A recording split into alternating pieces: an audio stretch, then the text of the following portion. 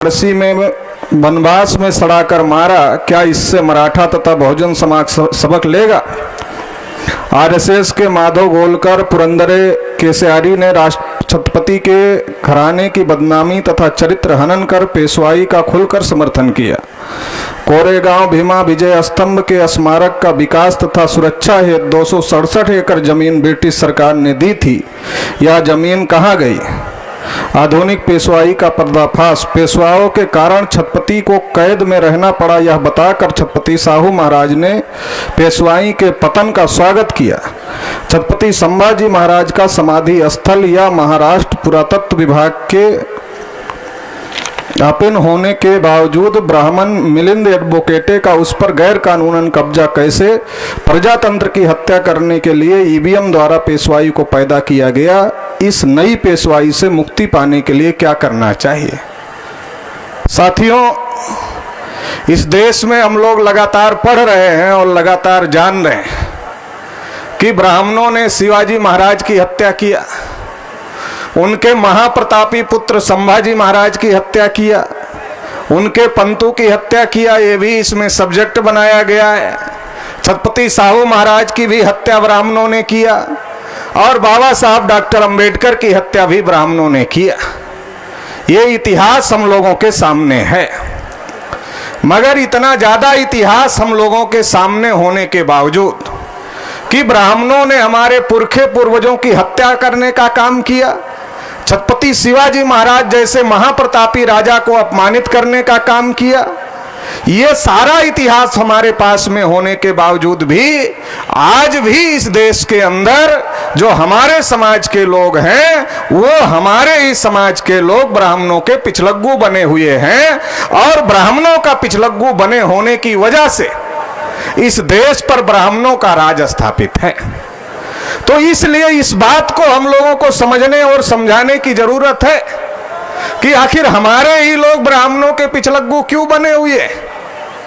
क्योंकि इस देश में बहुत बड़े बड़े घोटाले हुए, मगर सबसे बड़ा घोटाला जो इस देश में हुआ वो घोटाला इतिहास का घोटाला है। और जो इतिहास का घोटाला देश में ब्राह्मणों ने किया, उस इतिहास के घोटाले की वजह से हमारे लोगों तक जो सही इतिहास पहुंचना चाहिए वो सही इतिहास हमारे लोगों तक नहीं पहुंच पाया और सही इतिहास ना पहुंच पाने की वजह से हमारे ही लोगों को गुमराह करके ब्राह्मण हमारे ही लोगों को अपने समर्थन में खड़ा करते हैं और अपना राज स्थापित करते हैं। इसलिए मैं धन्यवाद देना चाहता हूं प्रोफेसर विलास खरात को, जो कि सच्चा इतिहास लोगों के सामने ला रहे हैं। वामन मेश्राम साहब जो भारत मुक्ति मोर्चा के राष्ट्रीय अध्यक्ष हैं, जो देश भर में घूम घूम कर सच्चा इतिहास लोगों को बताने का काम कर रहे हैं और उसकी वजह से बड़े पैमाने पर जागृति पैदा हो रही है। तो ये जो इतिहास का घोटाला ब्राह्मणों ने किया, इसकी वजह से हमारे बहुत सारे लोग गुमराह हैं जिनको सही बात पता नहीं है, सही बात की जानकारी नहीं है और सही बात की जानकारी ना होने की वजह से वो ब्राह्मणों द्वारा लिखे गए इतिहास, ब्राह्मणों द्वारा बताए गए झूठे इतिहास की जानकारी उनके पास में है और इसकी वजह से वो उनके झांसे में पड़े रहते हैं और इसकी वजह से देश पर ब्राह्मणों का कब्जा है, पेशवाइयों का कब्जा है। साथियों, अगर इस देश का इतिहास देखा जाए तो ये इस देश का जो इतिहास है ये शिवशाही बनाम पेशवाई का ही इतिहास है।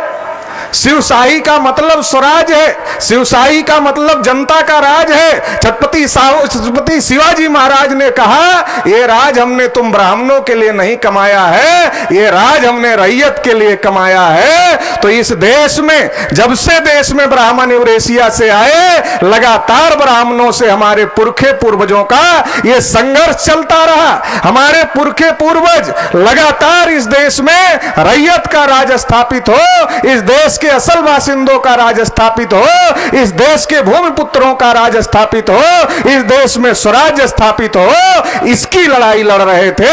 और इस देश में ब्राह्मण हमारे लोगों को कैसे गुलाम बनाकर रखा जाए, इसके लिए लगातार हजारों सालों से प्रयत्न कर रहे हैं, प्रयास कर रहे हैं। जब छत्रपति शिवाजी महाराज जीवित थे तब तीर और तलवार की लड़ाई होती थी और उस समय ब्राह्मणों की मिली भगत की वजह से मुगलों का राज देश देश में था, इसलिए भूमि पुत्रों का राज स्थापित करने के लिए छत्रपति शिवाजी महाराज मुगलों से लड़ाई लड़ने का काम करते थे। लेकिन आज वही ब्राह्मण जो कभी मुगलों की तरफ से छत्रपति शिवाजी महाराज के ऊपर तलवार चलाते थे, जो मुगलों के साथ गलबहियां डाल करके छत्रपति शिवाजी महाराज का विरोध करने का काम करते थे, आज वही ब्राह्मण छत्रपति शिवाजी महाराज का नाम लेकर इस देश में मराठा, ओबीसी, कुणबी को भड़काने का काम करते हैं। अरे छत्रपति शिवाजी महाराज तो मुसलमानों से लड़ रहे थे, तुम मराठा हो, तुम कुणबी हो, तुम ओबीसी हो, तो तुम्हारा भी धर्म है, तुम भी मराठा से लड़ो। और हमारे लोगों को गलत जानकारी देकर हमारे लोगों को मुसलमानों के खिलाफ भड़काने का काम करते हैं, और हमारे लोगों का साथ सहयोग लेकर काल्पनिक लड़ाई मुसलमानों के खिलाफ लड़ा करके इस देश पर ब्राह्मणों ने कब्जा किया और हमारा ही सत्यानाश करने का काम किया। इसलिए इस देश में जो भी मराठा, कुणबी, ओबीसी के लोग हैं, उनको इस बात को समझने की जरूरत है, इस बात को जानने की जरूरत है कि छत्रपति शिवाजी महाराज जो लड़ाई लड़ रहे थे, वो लड़ाई मुसलमान से नहीं लड़ रहे थे, वो लड़ाई धर्म की लड़ाई नहीं लड़ रहे थे। वो जो लड़ाई थी वो राजपाट की लड़ाई थी, वो भूमि पुत्रों का राज स्थापित करने की लड़ाई थी। और उस लड़ाई में ब्राह्मण ये कहते थे कि हम तो हिंदू नहीं, और ब्राह्मण मुसलमानों के, मुगलों के साथ में खड़े रहते थे। और मुगलों की तरफ से शिवाजी महाराज के ऊपर कृष्णा भास्कर कुलकर्णी ने वार करने का प्रयास किया, और छत्रपति छत्रपति शिवाजी महाराज ने कृष्णा भास्कर कुलकर्णी के 2 टुकड़े करने का काम किया। ये भी इतिहास हमारे सामने है। इसलिए इस बात को हम लोगों को समझना होगा, इस बात को जानना होगा कि आज ब्राह्मण 2 तरीके से काम कर रहे हैं। एक तो डिवाइड करके रूल करना चाहते हैं, और डिवाइड लोगों को अपने साथ में यूनाइट करके राज कर रहे हैं। पहले हमको डिवाइड कर रहे हैं। अगर महाराष्ट्र की बात किया जाए, वो कहते हैं कि भीमा कोरेगांव का युद्ध क्या था, तो वो कहते हैं भीमा कोरेगांव का युद्ध महार बनाम मराठा का युद्ध का झगड़ा लगाने का काम करते हैं। ब्राह्मणों का झगड़ा लगाने का आज का सिस्टम नहीं है। ये जब से आए हैं तब से फूट डालो और राज करो। ये अंग्रेजों को कहते हैं कि अंग्रेजों ने फूट डालो और राज करो की नीति लाया। अरे अंग्रेज तो बाद में आए, अंग्रेजों के आने के हजारों साल पहले ब्राह्मण आए, और ब्राह्मणों ने इस देश में फूट डालो और राज करो की नीति अपनाया। हजारों टुकड़े में इस देश के असल बासिंदों को, इस देश के मूल निवासियों को विभाजित करने का काम किया। आज वो झूठा इतिहास पढ़ाते हैं और कहते हैं कि जो भीमा कोरेगांव का युद्ध था वो मराठा बनाम महार का युद्ध था। गलत इतिहास है, झूठा इतिहास है। बल्कि मराठा और महार मिल करके इस लड़ाई को लड़ रहे थे, पेशवा ब्राह्मणों से लड़ाई को लड़ रहे थे। और पेशवा ब्राह्मणों से लड़ाई जब लड़े तब शिवाजी महाराज के पंतु को राज करने का अधिकार मिला। और जब उनको राज मिला तो उन्होंने क्या किया, क्योंकि वो समझते थे कि जो ब्राह्मण थे, जो पेशवा थे, उन्होंने हमारे लोगों के गले में मटका और पीछे झाड़ू बांधने का काम किया, पढ़ने लिखने के अधिकार पर पाबंदी लगाई, तो उन्होंने अपना महल ही स्कूल के लिए छोड़ दिया। कहा हमारे महल में स्कूल चलेगा। ये इतिहास है। इसलिए साथियों, जो वास्तविक इतिहास है उस इतिहास को हम लोगों को समझने की जरूरत है, उस इतिहास को हम लोगों को जानने की जरूरत है। महाराष्ट्र के अंदर मराठा को और ओबीसी को लड़ाया जाता है, मराठा को महार से लड़ाया जाता है, महार वर्सेज अदर जो शेड्यूल कास्ट है उनको लड़ाने की कोशिश की जाती है। तो यह लगातार महाराष्ट्र के अंदर भी कोशिश हो रही है और देश भर में भी लगातार ये कोशिश हो रही है कि अलग अलग प्रकार के लोगों को लड़ाया जाए। एससी को एसटी से, एसटी को एससी से, एससी एसटी को ओबीसी को, और ओबीसी को जो ओबीसी में नहीं है, मराठा है, जाट है, गुजर है, उनको ओबीसी से लड़ाने का, और एससी एसटी ओबीसी को फिर क्षत्रियों को सामने करके लड़ाने का, इस प्रकार का बहुत बड़ा षड्यंत्र ब्राह्मणों द्वारा पेशवाई को स्थापित करने के लिए चल रहा है। इस षड्यंत्र को समझने की जरूरत है कि वो एक तो हमें आपस में ही लड़ा करके राज करना चाहते हैं, दूसरा हिंदू के नाम पर हम सबको यूनाइट कर लेते हैं। हम आपस में लड़ रहे हैं, लेकिन जब हिंदू का मामला आता है तो सबको यूनाइट करके हमारा समर्थन ले लेते हैं और फिर वो राज करने लगते हैं। तो इस साजिश को, इस षड्यंत्र को भी हमको समझना पड़ेगा। जो ब्राह्मण कभी कहते थे कि हम हिंदू नहीं है, मुगलों ने जब जजिया कर लगाया तो मुगलों का महल ब्राह्मणों ने घेर लिया और कहा हम हिंदू नहीं है इसलिए जजिया कर नहीं देंगे। जो इतिहास नहीं पढ़ा होगा उसको पढ़ लेना चाहिए, ये इतिहास है। तो तब तो जजिया कर नहीं दिया, कहा हिंदू नहीं है। आज सबको समेट लेते हैं और कहते हैं हम हिंदू हैं और हिंदू के नाम पर सब हमारे पीछे चले आओ और राज हम करेंगे, मूंगफली हम खाएंगे, छिलके तुम्हारे मुंह पर फेंकेंगे।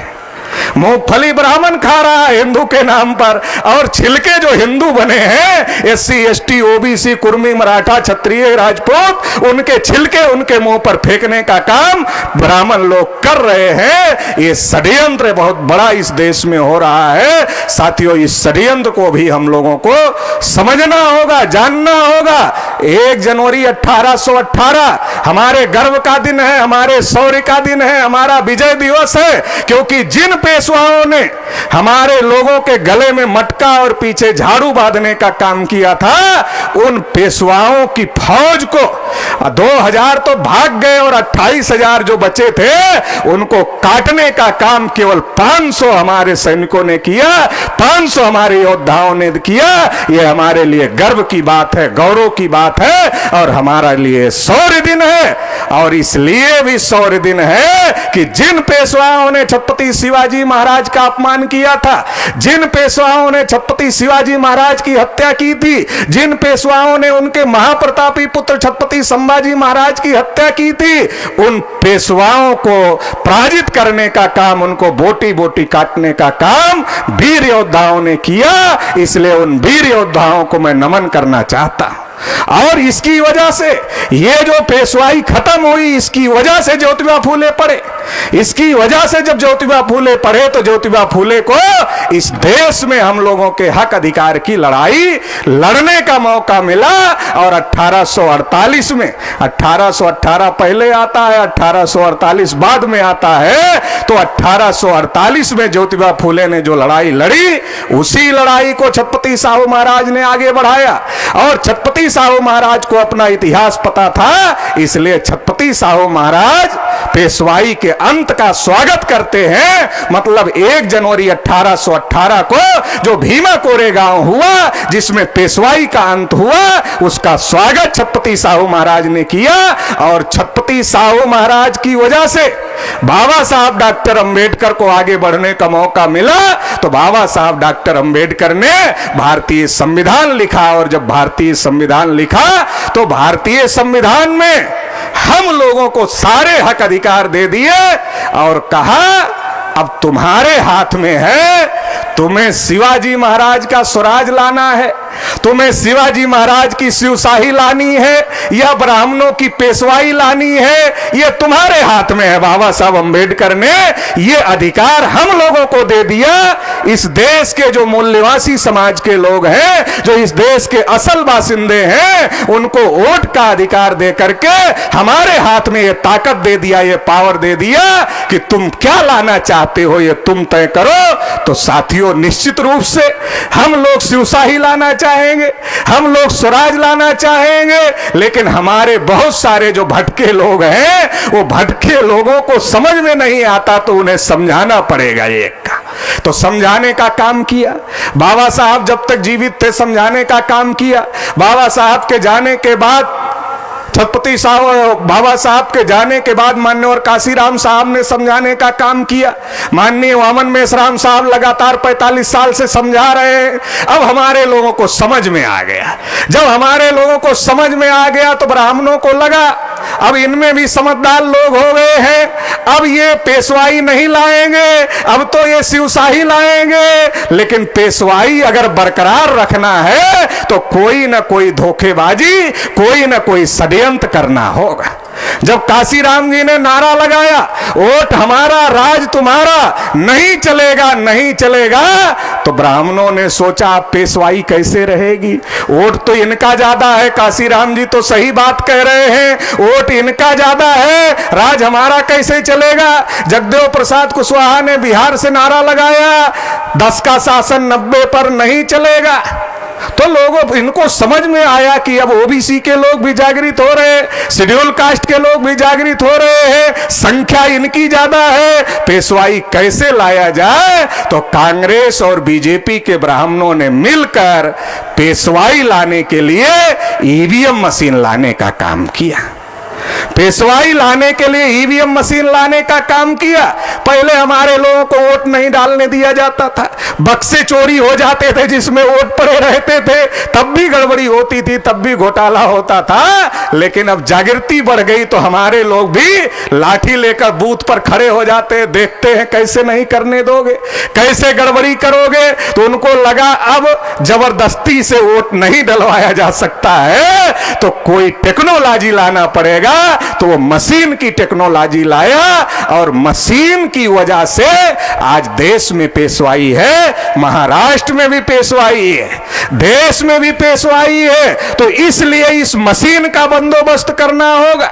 एक तो हमारे लोगों का जो दिमाग खराब है उस दिमाग का बंदोबस्त करना होगा, उनको ठीक करना होगा। इसके लिए लगातार मेश्राम साहब लगे हुए हैं, लगातार हम लोग लगे हुए हैं, और इसके साथ ही साथ मशीन का भी बंदोबस्त करना होगा। क्योंकि जब तलवार का जमाना था, जब तीर का जमाना था, जब तोप का जमाना था और इससे राजपाट आता था, तो हमारे पुरखे कभी पीछे नहीं थे। कभी भी ब्राह्मणों का एक छत्र राज पूरे भारत पर नहीं था, क्योंकि हमारे पुरखों को हुनर था कि हथियार के दम पर लड़ाई कैसे लड़ी जाए, इसका हुनर हमारे पुरखों के पास में था। इसलिए हमेशा हमारे लोगों का राज होता था। लेकिन अभी तलवार तीर की लड़ाई नहीं है, अभी विचारों की लड़ाई है। एक विचार आरएसएस का है जो हमको गुलाम बनाने वाला है, और एक आइडियोलॉजी फूले साहू अंबेडकर पेरियार की है जो हमको आजाद करने वाली है। ये जो दो प्रकार की आइडियोलॉजी है, इसकी लड़ाई है। तो जो आरएसएस की आइडियोलॉजी है वो जहर है, मगर जहर की पुड़िया पर वो दवा लिख करके बांट रहे हैं कि अरे भाई तुम खा लो, तुम्हारी बीमारी ठीक हो जाए। जहर की पुड़िया पर दवा लिख रहे, और हमारे लोग दवा समझकर खा रहे हैं और ज्यादा हालत खराब हो रही है। तो मैं तो केवल इतना कहना चाहता हूं, अगर इस पेशवाई को खत्म करना चाहते हो, असली दवा तो हमारे पास में है।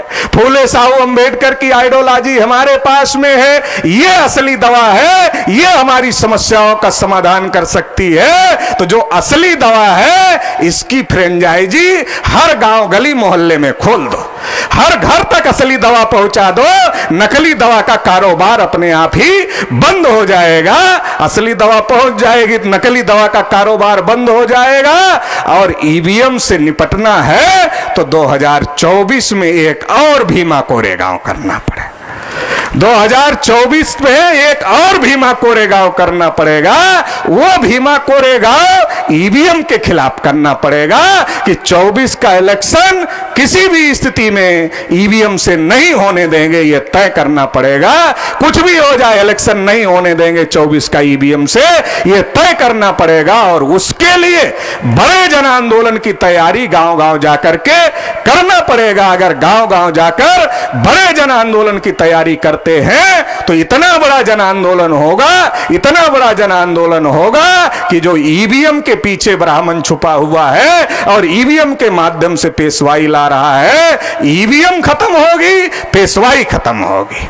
ईवीएम रहेगी, पेशवाई रहेगी, ईवीएम खत्म होगी तो पेशवाई खत्म होगी। इसलिए अगर शिवशाही लाना चाहते हैं तो ईवीएम का बंदोबस्त करना होगा, और ईवीएम का बंदोबस्त जन आंदोलन से किया जा सकता है। तो जन आंदोलन की तैयारी आप लोग करेंगे, ऐसी आशा उम्मीद के साथ आप लोगों ने मुझे सुना, इसके लिए